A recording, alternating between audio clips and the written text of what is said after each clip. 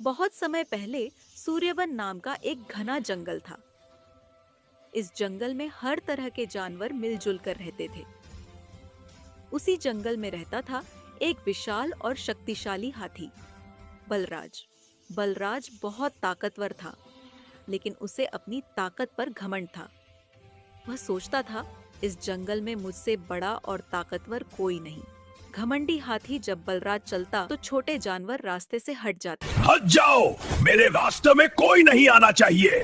एक दिन चलते चलते उसने जमीन पर चल रही छोटी सी चींटी को देखा। हाथी हंसते हुए बोला, इतनी छोटी होकर भी जंगल में रहने आए हो। चींटी ने साहस से कहा, आकार से कोई बड़ा या छोटा नहीं होता, काम से होता है। हाथी जोर से हंसा और बोला, तुम जैसे छोटे जीव मेरे किसी काम के नहीं। संकट का दिन। कुछ दिन बाद जंगल में भयानक तूफान आया। तेज बारिश, बिजली और आंधी से पूरा जंगल हिल गया। हाथी बलराज एक बड़े पेड़ के नीचे खड़ा था। अचानक पेड़ टूटकर गिरने लगा। बलराज घबरा गया। कीचड़ में उसके पैर फिसल गए और वह जमीन पर गिर पड़ा। उसकी भारी देह की वजह से वह उठ नहीं पा रहा था। वह जोर जोर से चिल्लाया, कोई है, मेरी मदद करो। छोटी चींटी की बड़ी हिम्मत। उसी समय वही छोटी चींटी वहां पहुंची जिसे हाथी ने कभी अपमानित किया था।